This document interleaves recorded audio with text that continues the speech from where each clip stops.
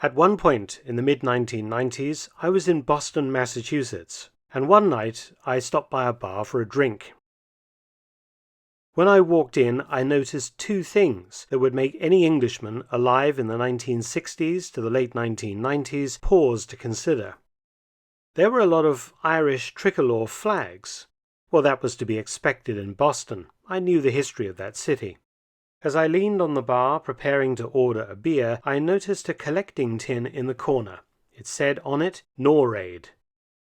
I left shortly afterwards, and you will soon realize why when we discuss Norade. For me, it was my second brush in life with the IRA. There is an aspect of the Troubles, as the 30-year conflict in Northern Ireland between 1969 and 1998 is known, that often is ignored today: weapons smuggling. The media has mostly been focused quite rightly on the carnage wrought by terrorist attacks in the province and also in mainland Britain and elsewhere, as organizations like the IRA conducted its long campaign against the British. But the bombings and shootings were only possible because of a sophisticated weapons smuggling operation that enabled the IRA to keep up its stocks of weapons, ammunition, and explosives. From the early 1970s, a lot of weapons started to come from a nation seemingly far removed from the strife and politics of Ulster, and that nation was Libya under its dictator, Colonel Gaddafi.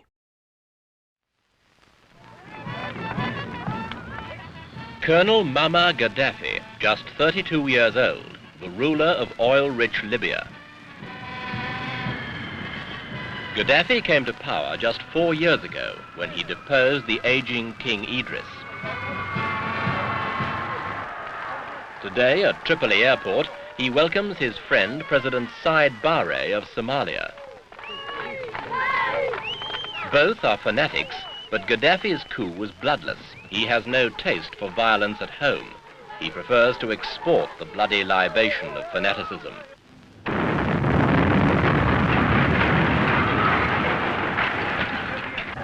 A street in Belfast, another bomb. Innocent victims scarred for the rest of their lives. The money that paid for it probably came from Libya. The IRA had previously received shipments of arms from sympathizers in North America. Previous to this, the IRA had relied on World War II-era weapons from older campaigns or raiding British military installations to steal firearms. In its first international arms smuggling operation of the Troubles in 1969, the IRA had purchased from sources in the US 70 small arms, including M1 carbines, M3 grease guns, a few pistols, and 60,000 rounds of ammunition.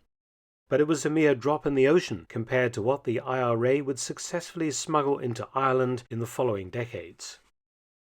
By 1972, the IRA had large quantities of modern firearms, in particular the Armalite AR-18 rifle, made in the US and bought by the IRA there and smuggled to Ireland.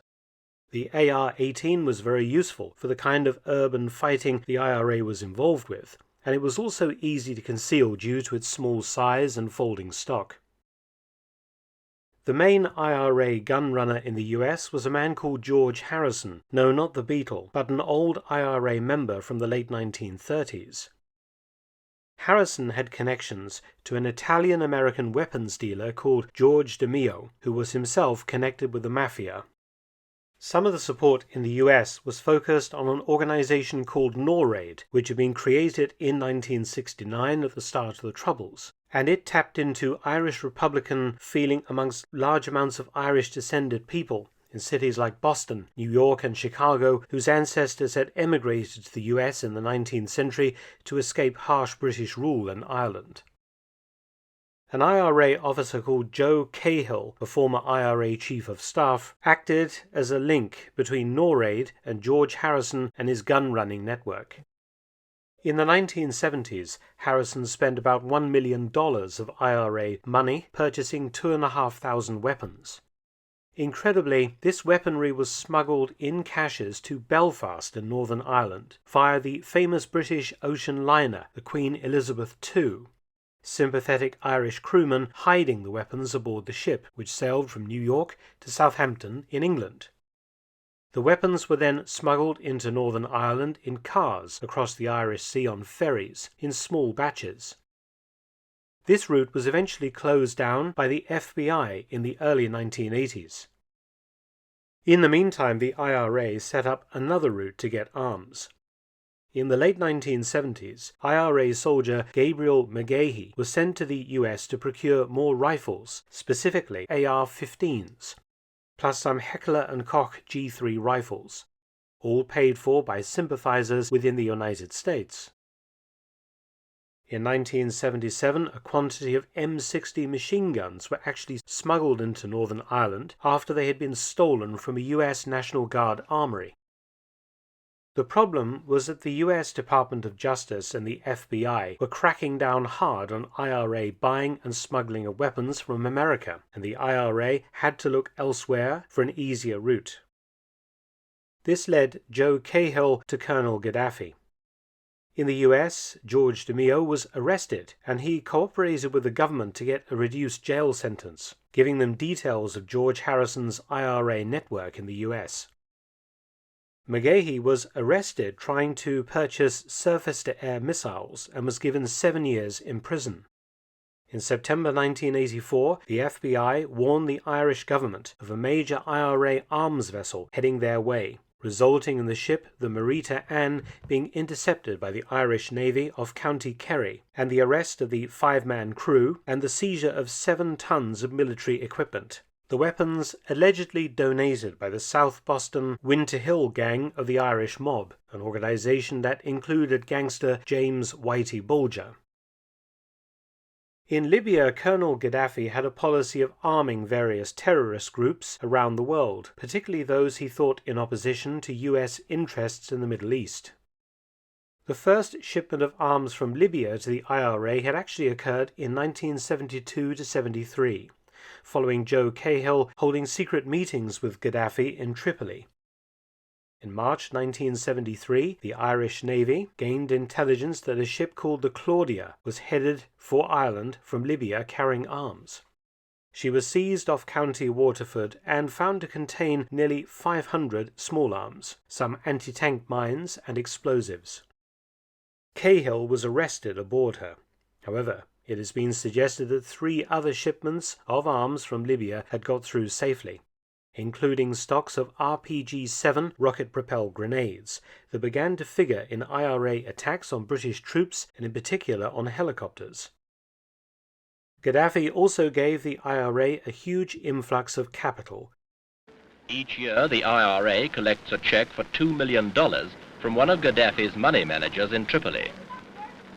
Round the globe, dozens of scenes like this are being enacted for the benefit of Gaddafi's crusade.